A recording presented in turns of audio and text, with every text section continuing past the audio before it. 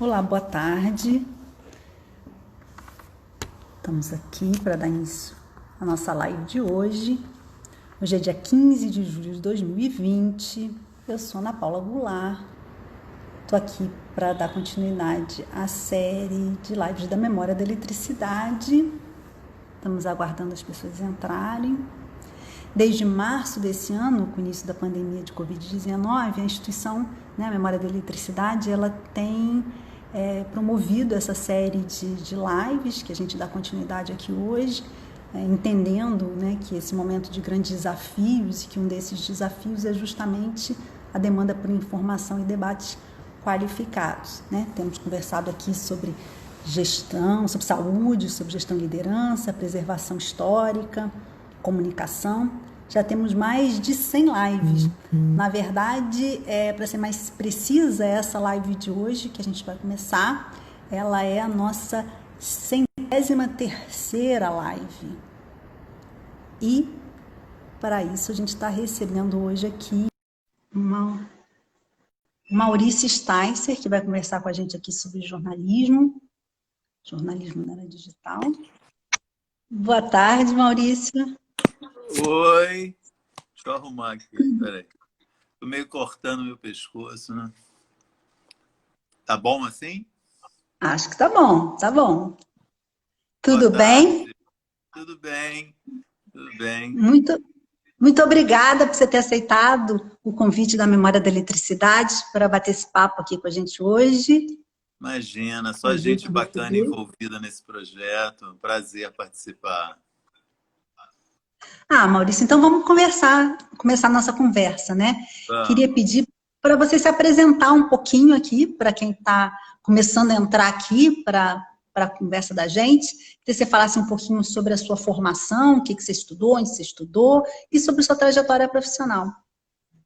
Um breve relato. Bom, eu sou jornalista, sou carioca, moro em São Paulo já há 30 e tantos anos. Eu sou formado também em economia, em exercido a profissão. Eu estudei, inicialmente eu tinha dúvida qual profissão que eu queria seguir e estudei jornalismo junto com economia. Me formei em economia também, mas não cheguei a buscar o diploma porque aí eu já tinha decidido virar jornalista. Eu comecei a trabalhar no Jornal do Brasil, no Rio, final de 1985, no Caderno B, que era o sonho meu e de todo mundo naquela época, trabalhar no Jornal do Brasil e trabalhar no Caderno B. Então tive uma sorte incrível de ter conseguido entrar ali. Foi assim, conheci pessoas muito legais, profissionais que eu admirava. Foi um super assim, eu sempre quando eu penso meu início profissional foi realmente uma coisa dos sonhos assim que aconteceu, que me encaminhou para a profissão. Foi tudo um negócio muito bacana mesmo. E aí, menos de um ano depois de eu ter começado, eu recebi um convite para vir trabalhar em São Paulo, no Estadão, e meio sem saber por que eu aceitei. Foi uma coisa meio impulsiva. Eu vim morar em São Paulo e fiquei no Estadão um ano e meio. E aí depois eu me mudei para a Folha de São Paulo, que aí sim acho que foi uma coisa assim, determinante na minha carreira, que eu fiquei quase 10 anos na Folha. Trabalhei em diferentes áreas do jornal. Comecei na área que eu gostava também, que era ilustrada. Eu tinha ido trabalhar no Estadão no Caderno 2, também, que era área de escultura. Trabalhei depois Aí fui para ilustrado, só que aí na Folha era um período de muita mobilidade interna, né? O jornal estava experimentando muitas coisas, um período assim realmente muito interessante do jornal, né? Foi um momento que a Folha virou o maior jornal do país e os seus profissionais viviam dias muito estimulantes e ao mesmo tempo trepidantes, sabe? Tinha muita movimentação interna, toda hora você era requisitado para outras tarefas. E assim, nesse período de quase 10 anos, eu fui editor assistente da Ilustrada, fui editor de turismo durante um ano, fui editor de cidades, que é a área que eu não tinha a menor vocação, e eu fiquei quase 2 anos cuidando polícia, educação, violência, prefeitura, enfim. Aí fui correspondente em Roma e depois fui repórter especial, que é tipo quando você chegou no cume da montanha da reportagem, te dão esse refresco, e aí você ganha esse título de repórter especial. Então, eu fiquei lá quase 10 anos. Realmente é um negócio determinante para mim, como formação, como escola, aprendizado, né? Foi um momento, eu sei, muito especial do jornal também, para todo mundo que trabalhou lá nesses anos 80 e anos 90, muita efervescência, muita criatividade, muitos erros também, mas muito aprendizado mesmo, muito rico. E eu saí porque eu recebi um convite para criar um novo jornal, que foi o Lance, um diário esportivo. Também nunca tinha trabalhado em jornalismo esportivo. E eu acho que, enfim, já devia ter um cansaço dessa experiência da Folha, né? Tantos anos. E aceitei pelo desafio de participar da criação de um jornal novo. Que, assim, a nossa geração não tinha tido essa experiência, assim, porque o último grande jornal novo que foi lançado no Brasil tinha sido o Jornal da República, que, se não me falha a memória, é de 1979, que é o projeto do Mino Carta, junto com, enfim, uma turma dele, um jornal que acabou não dando muito certo, mas durou pouco tempo. Mas depois desse jornal, não teve um grande jornal nacional, distribuição, não partidário, né? Teve um jornal que o Tasso de Castro fez, um jornal também, né? Acho que, se não me engano, o Nacional, né? Que chamava, acho que era meio próximo, se não me falha a memória, do Brizola e tal, né? Mas o Lance era um empreendimento comercial, empresarial, e eu fui fazer. E foi interessante também. Acabou depois rendendo para mim, porque eu comecei a fazer pesquisa acadêmica e isso virou um estudo de caso para mim e foi um tema da minha dissertação de mestrado, registrar o nascimento desse jornal. Mas fiquei menos de um ano lá e fui também para uma outra experiência nova, que foi a criação da revista Época, a semanal da Editora Globo. A Globo nunca teve uma revista semanal, sonhava com isso, né? Era um mercado ainda bastante aquecido em 1998. Tinha a Veja, né? Líder, vendia na época 1 milhão de exemplares. Tinha Isto É, que era uma referência, e outras revistas tinham tentado esse projeto semanal. E a Globo investiu bastante para criar uma revista semanal e montar uma superestrutura. Eu topei, fui ser editor de cultura, e aí eu retomei, a partir desse momento, minha ligação com essa área de jornalismo cultural. Não larguei mais desde então. Da época eu fui para a Carta Capital, também para cuidar da editoria de cultura. Tive um breve período como redator-chefe, mas meu trabalho principal foi como editor de cultura. E parei um pouco para fazer o mestrado e retomei entrando aí no mundo digital, que eu acho que é o tema, né, da nossa conversa. Em 2008, eu fui parar no IG. Também um convite para trabalhar lá. Uma época que eu tinha propostas de outros veículos impressos. Eu optei por total intuição, que eu achava que era a hora de embarcar na aventura do jornalismo digital. Assim, na minha geração, em 2008, isso ainda era visto como uma coisa menor, uma coisa com status mais baixo, mas realmente foi muita intuição de que eu devia arriscar isso, eu devia ir para esse mundo, e fui para o IG. Fiquei 1 ano e meio. Do IG eu fui chamado para ir para o UOL em 2010, onde eu estou até hoje. 10 anos já. E estou muito feliz conhecendo, aprendendo esse mundo digital. Pois é. Você começou em 2008, né? Você começou no IG, então, depois de 20 anos, mais de 20 anos, né, na imprensa, chamada imprensa escrita e tal. Fala um pouquinho exatamente como que foi essa migração, essa adaptação esse novo mundo? O que te causou maior estranhamento? Como é que foi essa adaptação? E como que era naquele momento, lá se vão 12 anos, como era naquele momento as diferenças principais entre o jornalismo que se praticava justamente nesses veículos tradicionais e que se praticava e se fazia na internet? Então, interessante, o que me motivou é que justamente o Caio Túlio Costa, que dirigia o IG em 2008, estava começando, e ele tinha sido fundador do UOL, né? O UOL é de 1995, e ele tinha uma visão de que os portais tinham que ser grandes produtores de conteúdo. E, para isso, precisavam também de jornalistas experientes, porque nos primeiros anos da internet se recorreu a muitos jornalistas jovens, né? Acho que era uma mão de obra mais barata, e acho que em algum momento se entendeu que precisava também de produzir conteúdo mais peso, mais relevante, e houve ali um esforço. Um pouco antes de eu ser contratado, o IG tinha contratado o Ricardo Couto, e eu falei, bom, eu acho que os caras estão fazendo um negócio sério.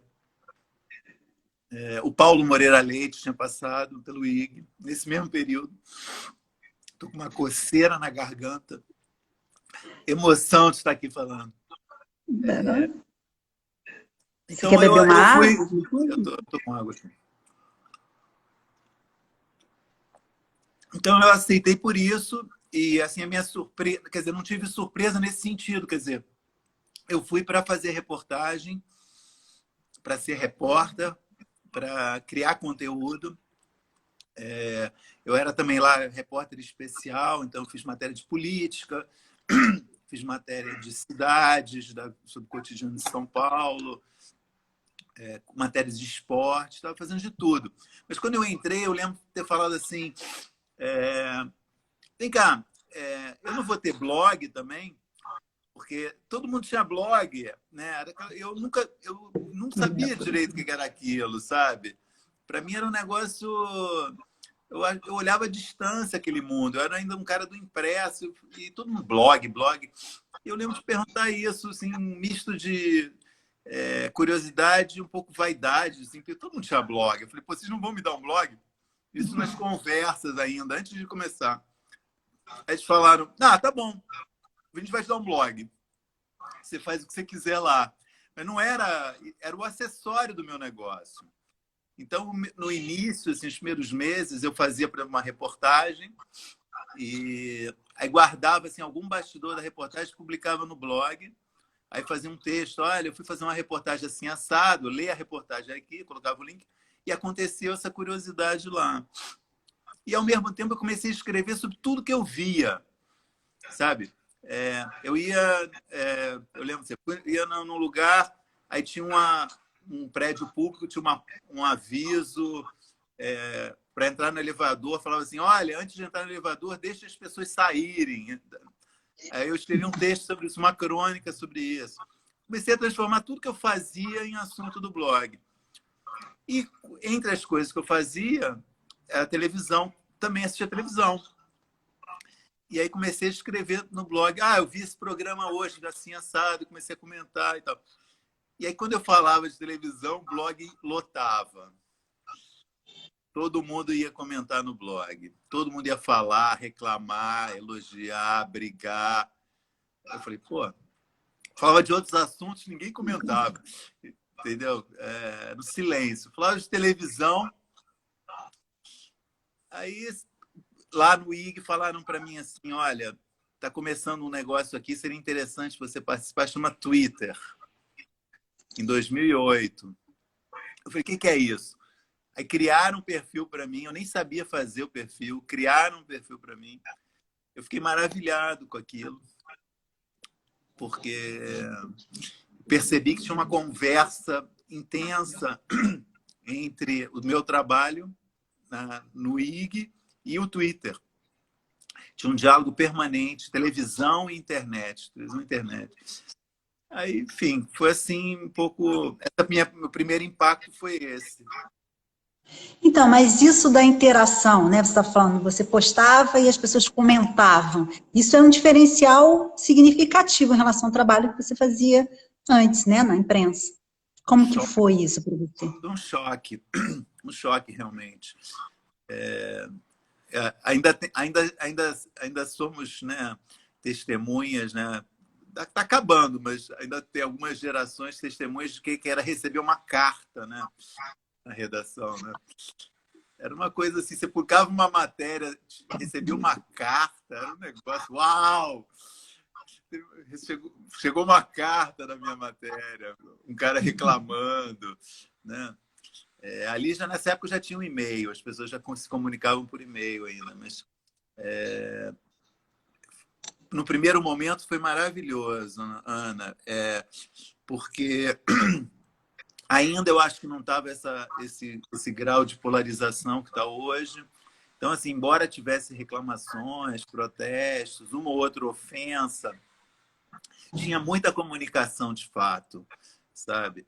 E eu aprendi assim, a ler aquilo, a ler os comentários, a aproveitar os comentários. Talvez porque eu escrevia de um assunto muito popular, sempre teve muita sugestão, sabe? Eu sempre recebi muita sugestão de assunto, de abordagem, de ângulos. E isso, para mim, foi muito rico no início. Tanto que depois, quando eu fui para o UOL, logo que eu entrei, o UOL já tinha uma estrutura maior que o IG, e lá tinha uma estrutura de moderação de comentários. Tinha um departamento lá que ocupava uns, sei lá, era um negócio grande.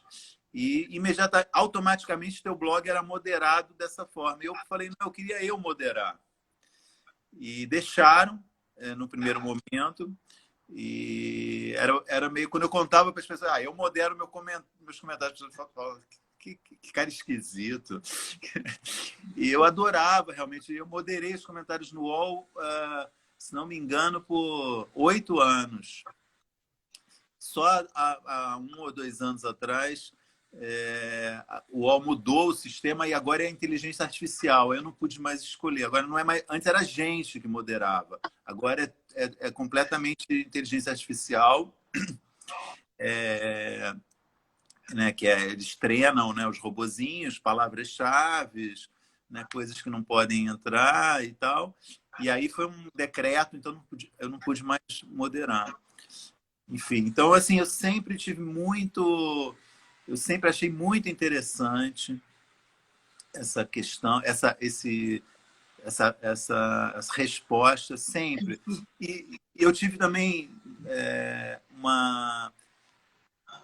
um insight logo que eu comecei, quando eu vi isso, né? Porque isso realmente era uma coisa nova, né, para mim e, né, para nossa geração.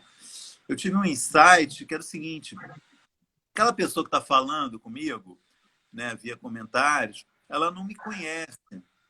Ela acha que ela conhece uma pessoa que está escrevendo ali, mas ela não sabe quem eu sou, né? Assim como eu não sei quem ela é, ela muitas vezes nem usa o nome dela, mas aquela pessoa que está comentando está fazendo uma imagem de mim. Então, eu não preciso acreditar, sobretudo quando ela me ofende, que ela está me ofendendo. Então, eu criei um negócio realmente, assim, sei lá, na primeira semana, primeiro mês de internet, que eu falei, pô, isso não é comigo. Quando vem uma coisa assim, um xingamento, uma ofensa, não me atinge, assim, zero. É um negócio assim, quando eu converso com as pessoas ficam surpresas, porque realmente machuca muito, né? Muita gente precisa responder. Cara, eu não respondo e realmente, se é óbvio, uma crítica ao trabalho e é bem feita, às vezes até dolorosa, porque o cara vai na veia, mas aí tudo bem, eu dialogo, converso, respondo, incorporo, mas o chamado hater, eu nunca tive, isso aí nunca me disse respeito, incrível, assim, incrível. Eu ouço as pessoas falando disso ser um problema, eu não entendo realmente, porque não é um negócio que foi muito bem resolvido para mim, assim, desde o início. Acho que me ajudou muito. E você acha que esses 12 anos mudaram muitas coisas, né? Você Claro. descreveria como o seu trabalho hoje? Você acha, em relação a como você começou lá, há 12 anos atrás? Olha, uma coisa, eu não sei se é negativa, mas trabalhando no UOL, que é um veículo muito popular, né? É um público, é muita gente que passa pelo UOL diariamente. Eu acho que eu tornei o meu texto na internet um texto mais simples, menos ambicioso, sabe? Eu acho que não acho que seja pobre, mas eu acho que eu cuidava mais do meu texto quando eu trabalhava, eu acho, em revista e jornal, sabe?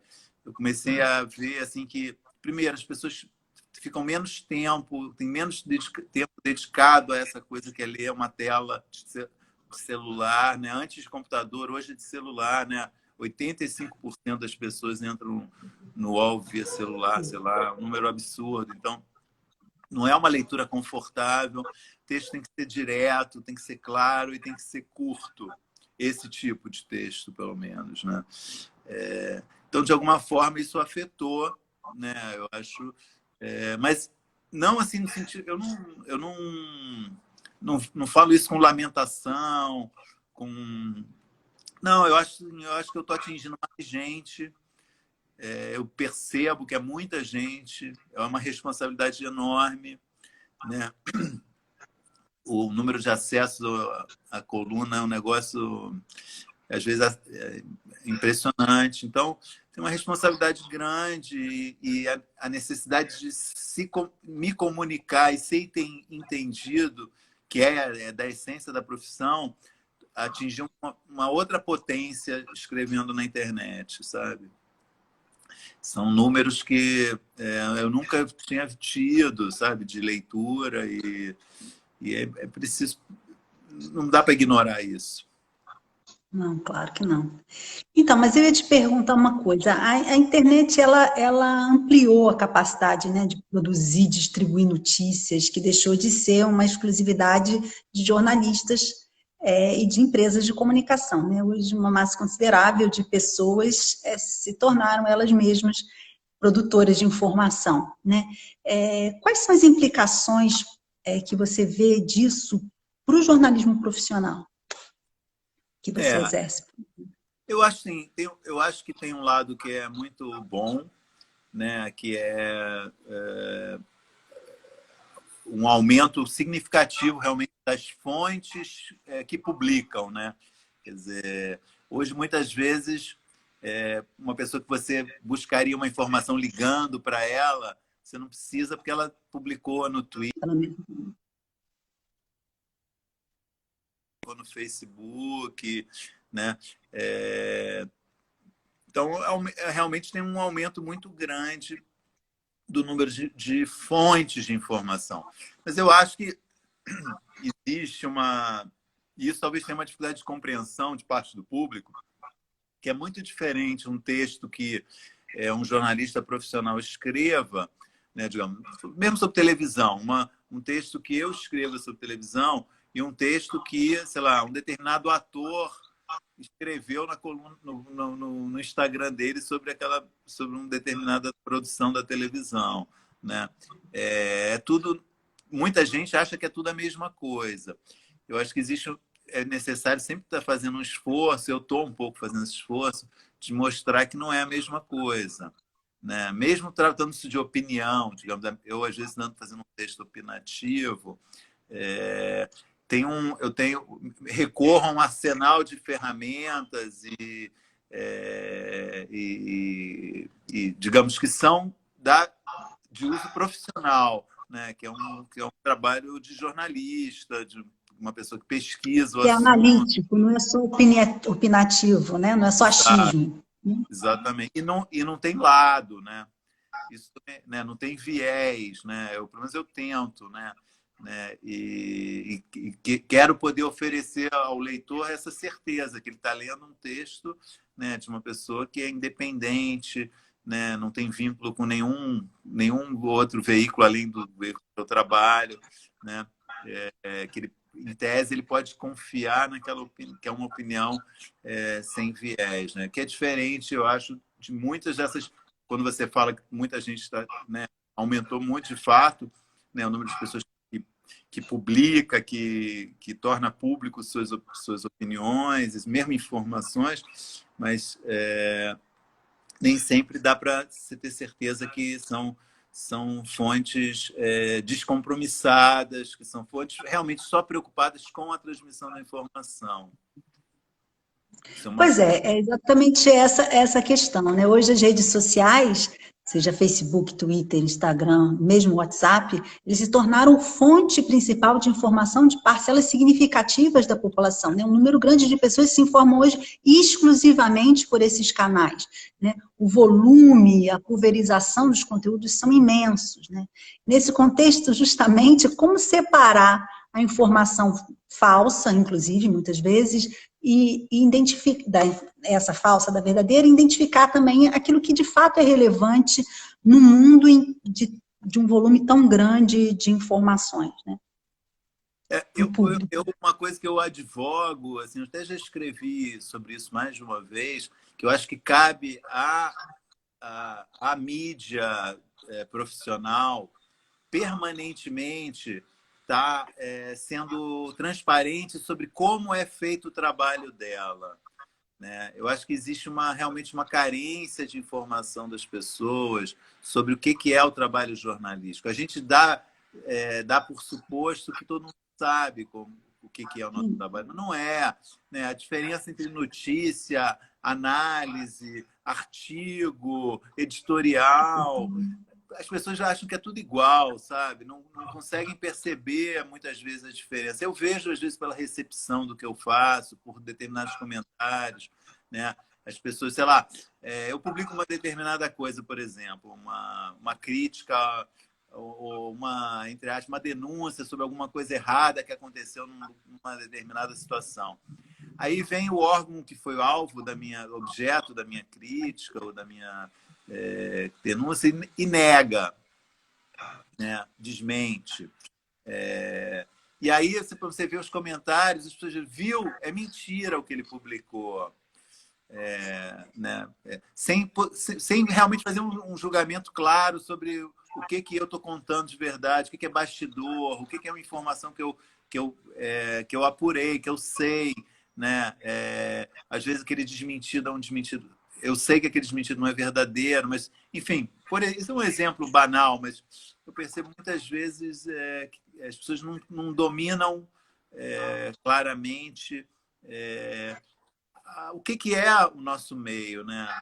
Eu acho que uma forma de combater isso é estar permanentemente sendo muito didático, muito transparente sobre como a gente faz o nosso trabalho. Acho que essa é uma questão realmente essencial.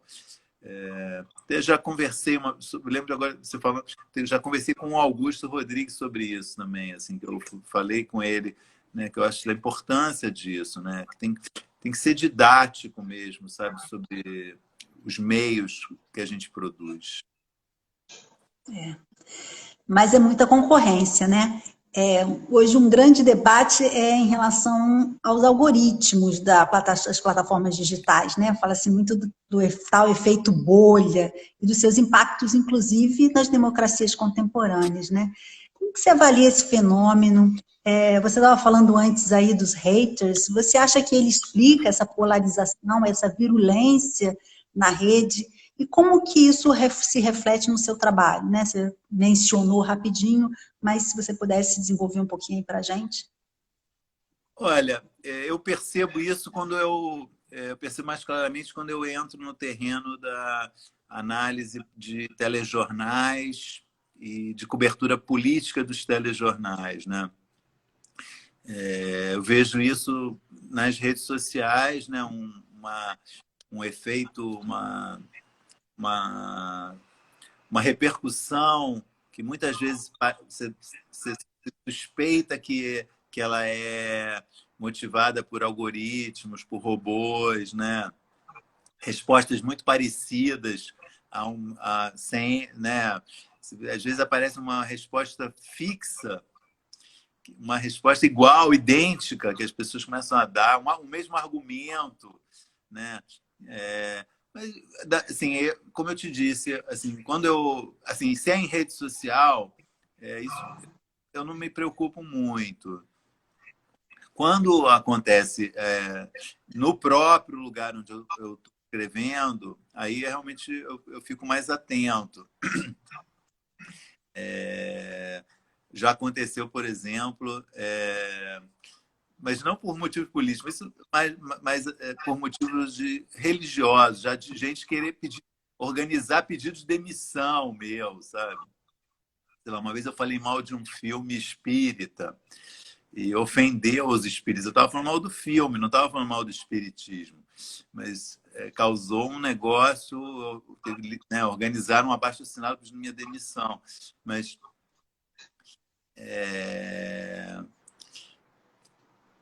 o que se pode fazer, né? Mas então, assim, eu acho que realmente existe uma organização, nuvens organizadas, né, que ficam caminhando pelas redes sociais, pelas colunas, opinando, tentando influenciar, tentando aumentar a audiência, ou às vezes tentar derrubar a audiência de determinado assunto. Não tenho muito o que fazer, assim. Eu acho que tem que estar atento, tem que perceber, né, ficar atento para perceber quando isso está ocorrendo, né, não se deixar influenciar por isso, né. Eu vejo assim casos nunca aconteceu comigo, casos horríveis de, né, pessoas serem perseguidas, expostas, né, pessoas começam a pesquisar vida pessoal para ofender um jornalista, para atacá-lo. É muito pesado, realmente. Mas normalmente são reações a coisas verdadeiras, né? Coisas que incomodam, coisas que... Do ponto de vista da empresa, falando de algoritmo, eu vejo também que tem se percebe assim, os assuntos que interessam mais, os assuntos que interessam menos, né? E eu tento fugir um pouco disso, mas é sempre difícil. É óbvio que você gosta de ser lido mais, por mais gente do que por menos gente, né? Então tem uma sereia um pouco também de sedução, isso.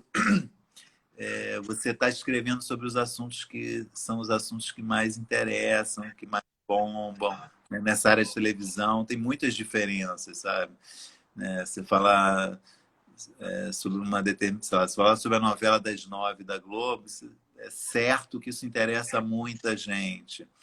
Agora, não posso só escrever sobre a novela das 9. Eu preciso escrever sobre o que as pessoas não estão vendo, né? Eu preciso escrever sobre o que as pessoas não sabem que é legal, que está passando em outros lugares, sobre o que as pessoas, às vezes, não têm acesso também. Enfim, isso não é exatamente algoritmo, né, como você perguntou, mas é um pouco esses movimentos do público, que é uma coisa que impacta muito. Isso, a gente nem falou sobre isso, mas é uma coisa que também, eu devia ter te falado isso quando você me perguntou sobre a mudança de ir para o digital. Essa é uma mudança também essencial, né? Porque o jornalista que vem da imprensa escrita, da revista ou do jornal, como é a tradição, você está ligado à tiragem do veículo que você trabalha. Você trabalha num veículo que, na época, sei lá, a Folha chegou a vender 1 milhão de exemplares, né? A revista que tem uma tiragem de não sei quantos mil exemplares. Não é você que tem essa tiragem, né? Você faz parte daquilo. Na internet, você é medido individualmente, o tempo todo, né? Então, isso é uma coisa nova, muito estranha mesmo. Eu acho que é um pouco como na televisão, né? O repórter de televisão trabalha sei lá, num programa no noticiário, talvez menos, mas sei lá, ele sabe Apresentador de programa. ele sabe quando a audiência aumenta ou quando a audiência diminui, sabe? Que momento que a audiência daquele programa, a audiência cresceu, que momento baixou, né? Na internet é a mesma coisa, né? Então você sabe se teu texto agradou ou não agradou. Isso é uma coisa estranha, bem estranha. Você tem que tomar muito cuidado com isso, né? E eu tenho acesso às audiências de tudo que eu escrevo. O UOL me fornece um relatório, eu posso ver isso diariamente, posso ver isso a cada meia hora, se eu quiser. Eu evito, eu tento assim, me controlar para ver algumas vezes por semana. Eu tento nem ver todo dia, porque é um negócio... Tem um lado que vicia e tem um lado que eu falo, pô, eu sei que eu preciso saber, mas eu também não posso ficar vendo isso toda hora, sabe? Porque tem que ir além disso, né? A audiência tem que ser uma consequência, não pode ser o motor do que eu vou fazer, né? Não posso ficar testando, vou escrever isso aqui porque isso vai dar audiência, né? Eu tenho que escrever o que eu acredito, né? Mas não posso ficar alheio.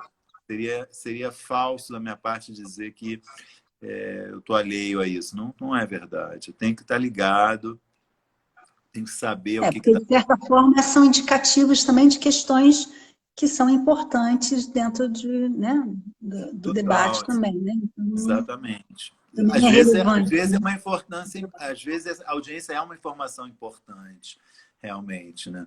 E às vezes a falta de audiência também é uma informação importante, assim, no sentido, pô, preciso falar mais desse assunto, preciso convencer as pessoas que esse assunto merece, sabe? Não posso desistir, não pode ser assim, ninguém quer ler disso, então eu não vou falar disso, né? Eu estou sabendo que as pessoas não querem ler ou não estão lendo sobre esse assunto, mas foi, pô, esse assunto, eu acho que esse assunto é importante, então eu preciso tratar desse assunto. Bacana. Então, ainda nas tecnologias, né, nas mídias digitais, elas têm provocado também mudanças na cadeia de produção jornalística, né, impactando também os modelos de negócio das empresas de comunicação e o mercado profissional. Né? Exemplo disso é a recente unificação, por exemplo, das empresas do Grupo Globo. Né? Agora, TV Globo, Globosat, Som Livre, enfim, Globo.com, todas são uma só Globo. Né? Claro que essas mudanças, elas são acompanhadas muitas vezes também de demissões, diminuição dos salários profissionais e tal. Como que você avalia esse cenário? Né? Você acredita também no fim desses meios massivos, assim, se é que a gente pode ainda chamar dessa forma? Como é que você vê esse cenário? Olha, realmente a Globo tá sendo o grande case, né? Assim, de transformação e remodelação de negócio no Brasil, né?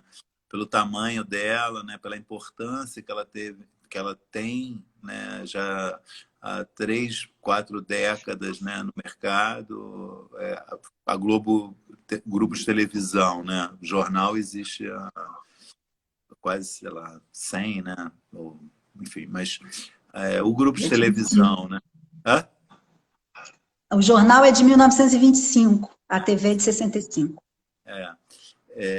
Então o grupo de TV está fazendo isso de uma forma que é pública, ela não tem como tornar isso, né? Ela tem uma importância uma presença tão grande na vida das pessoas que não tem muito, embora é óbvio que tem muitas decisões estratégicas que não são públicas, os efeitos dessa reformulação são visíveis, né? E é muito interessante o que está acontecendo, né? Porque eu acho assim, a revolução digital chegou com um certo atraso no Brasil, né, por conta de problemas do país, de infraestrutura, até ainda persistem esses problemas, né? A internet não é acessível para todo mundo, a internet com qualidade. Essa questão agora do adiamento do Enem mostrou isso de forma muito clara, né? Esse problema, né? Como é que você vai fazer ensino à distância se a pessoa não tem internet, né? Como é que você pode... As pessoas não são iguais, né? Esse argumento foi muito importante ter ocorrido essa discussão por conta do adiar ou não o Enem, que expôs muito claramente uma coisa que eu vejo no ambiente ainda, né, da TV, mas que não é tão relevante porque as pessoas acham que não é realmente tão relevante quanto uma prova do Enem. Mas é evidente que hoje, assim, você fala TV por assinatura, você fala Netflix, né? As pessoas não têm acesso ainda, né? Então atrasou tudo isso, eu acho, aqui no Brasil. Mas está acontecendo, né? Eu acho que a Globo teve essa percepção de que essa passagem é irreversível, né, do mundo analógico para o digital, não vai ter volta. Percebeu que ela tinha criado um negócio gigantesco no passado, não é muito compartimentado, pouco integrado, né? Percebeu que precisa, né, ser uma empresa só, né? Não à toa esse projeto também tem um nome mais explícito possível, que é Uma Só Globo, né? E é evidente, né? Se você tem várias Globos e vai virar uma só, é evidente que no meio do caminho um monte de gente vai ficar, né? Não tem como, né? É uma coisa da lógica do capitalismo, né? Não tem como você preservar exatamente a mesma estrutura. Você vai juntar 3 empresas em uma, né? Não tem como todo mundo continuar nessa mesma empresa. Não faz sentido, né? Você não precisaria fazer uma só se você não tivesse realmente a intenção de torná-la mais enxuta, mais ágil, mais moderna, mais dinâmica. É duro, né? É muito duro, né? Cortes de pessoal, né? Funções que deixam de existir, ou né? Funções que se sobrepunham e passam a ser menos necessárias. Mas eu acho que o que está acontecendo é inevitável, realmente, né? A gente está. Muito duro você estar no meio, participando de um negócio desse, por um lado. É fascinante, mas ao mesmo tempo é muito duro, né? Você está no meio de uma revolução, né? Talvez é difícil mesmo olhar, enxergar direito, né? O ideal, talvez daqui a 20, 30 anos, você olhar para esse momento, vai ser mais fácil compreender o que está acontecendo. Mas é que a gente está realmente no meio desse processo, né? A gente está passando uma coisa avassaladora, né, de modificações, né? Mudanças muito radicais, né? Muito radicais, Diferentes. chega de todos os jeitos, né? Hoje a informação chega a informação, a dramaturgia, todo tipo de conteúdo chega dos lugares mais improváveis. Você tem acesso você tem acesso ao mesmo conteúdo de 5 maneiras diferentes e tem acesso a 5 conteúdos diferentes de infinitas maneiras, né? Então, é um negócio realmente muito, muito desafiador. Então, Maurício, desde que você, em 2008, né, você começou a fazer crítica de televisão, você pôde acompanhar muito atentamente, observar muito atentamente essas transformações profundas, no caso especificamente da televisão, né, que a televisão tem passado nesses últimos tempos, justamente com a digitalização, com a convergência com outros meios, né? Você, inclusive, escreveu um livro sobre isso, né, Adeus Controle Remoto. Então, queria que você falasse um pouquinho para a gente disso, quer dizer, que mudanças, né, que você observou mais que chamam mais atenção justamente na forma de produzir e de consumir televisão nesse momento, e como que você avalia o futuro do meio, né? Tem se falado muito, é o fim da televisão, né? Como você avalia isso? Olha, olhando hoje, né, em 2020, para o que veio de 2008 para cá, eu acho que o principal agente, não que tenha sido quem mostrou de forma mais explícita o que está acontecendo nesse ambiente do audiovisual foi a Netflix, né?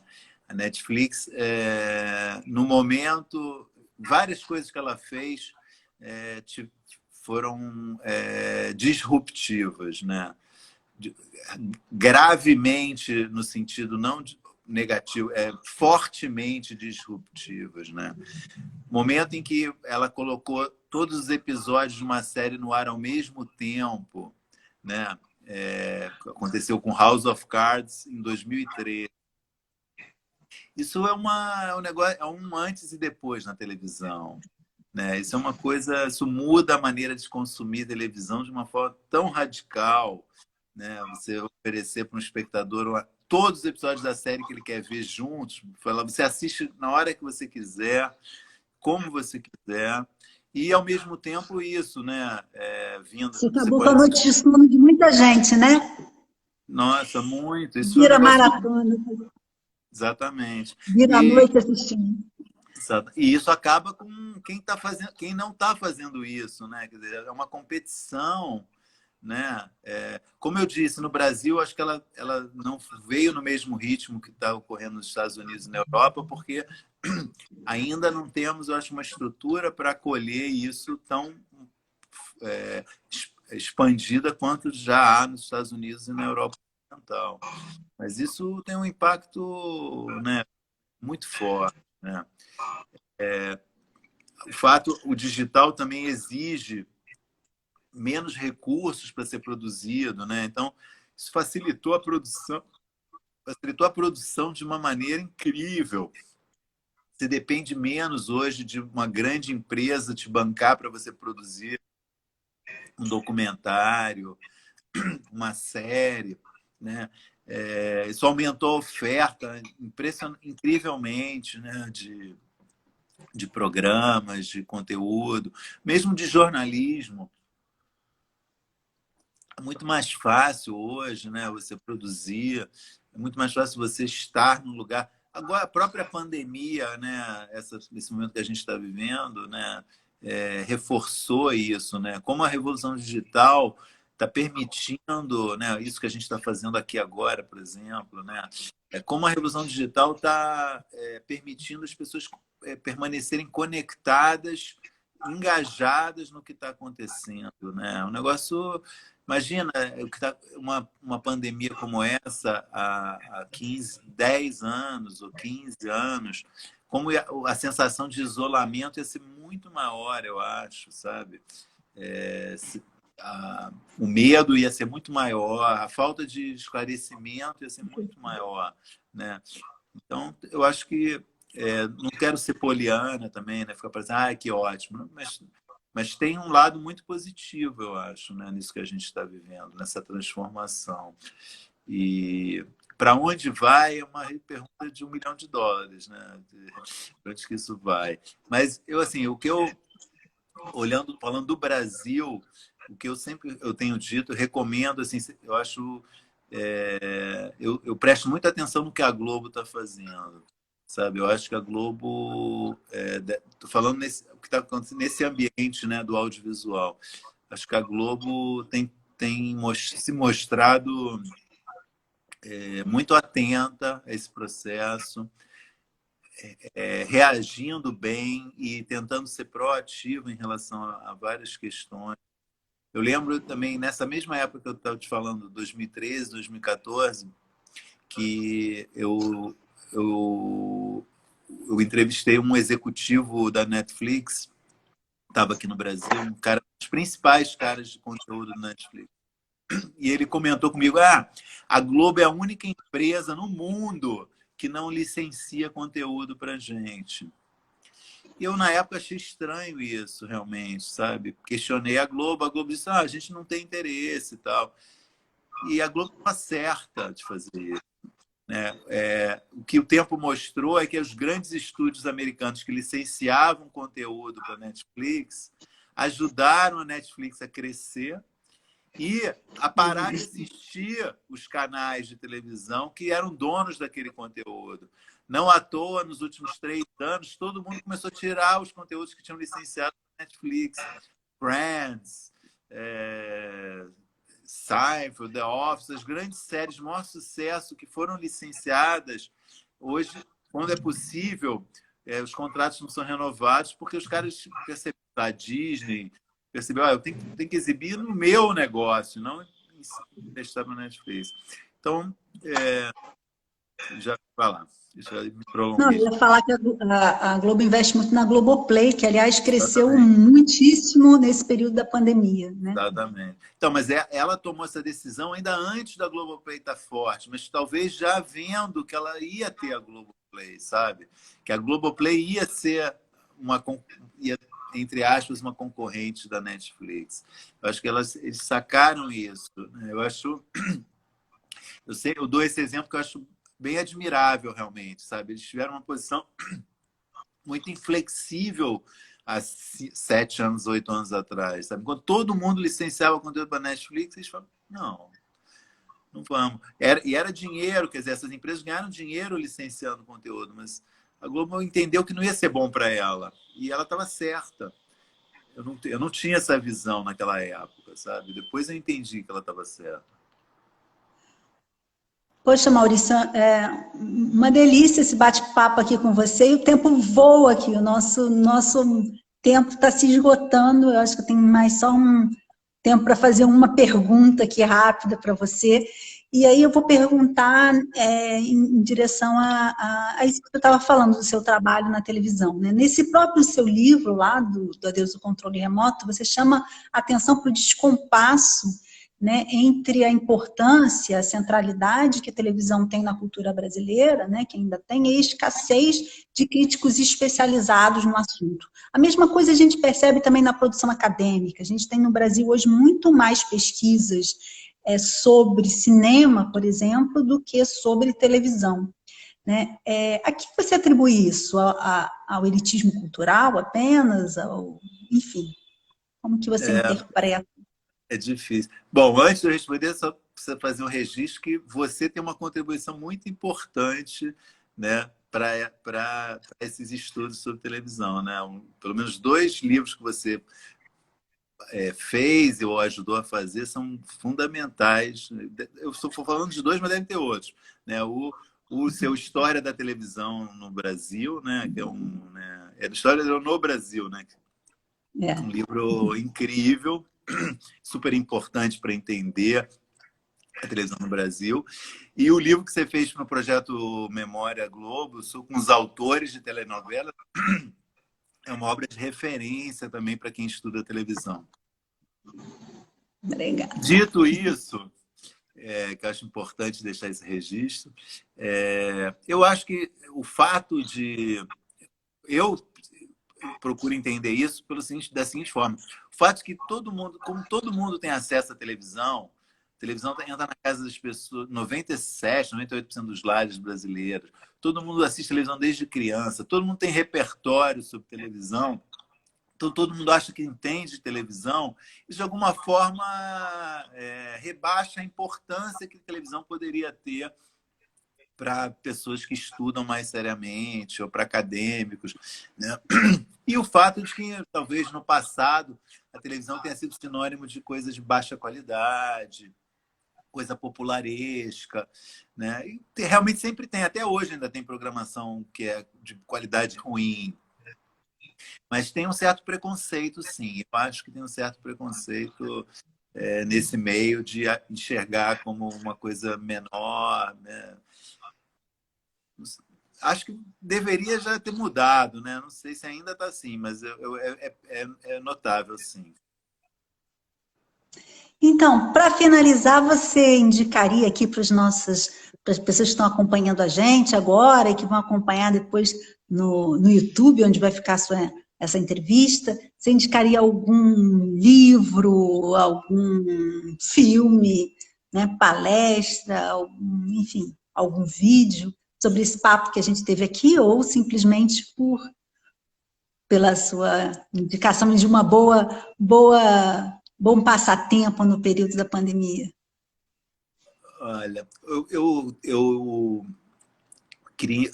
acabei assim, tô vendo uma série, eu escrevi sobre ela, vai sair nessa quinta-feira na Folha.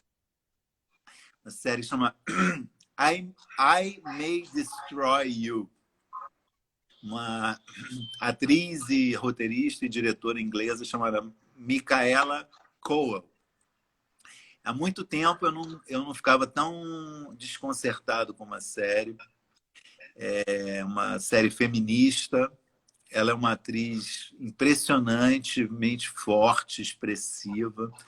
A série discute questões muito contemporâneas e é desses momentos que você vê e fala assim, pô, a televisão continua viva, continua produzindo conteúdo estimulante. Ela passa na HBO, essa série. Eu sei que nem todo mundo tem acesso, mas fica aqui o registro que de tempos em tempos aparece assim uma série que te tira do chão, sabe? E essa série I May Destroy You fez isso comigo. Eu fiquei muito feliz. É muito gratificante o trabalho também do crítico quando isso ocorre, sabe? Quando você não consegue expressar direito também o que você sentiu, sabe? Você está vendo uma série e fala, nossa, isso aqui é novo para mim. Como que eu vou me referir a isso, sabe? Tô com isso, eu tô grávido desse assunto, que eu tô há vários dias, né, pensando nela, e ontem passei o dia inteiro tentando escrever. Então fica essa dica aí sobre essa série. Tá ok. Muitíssimo obrigada.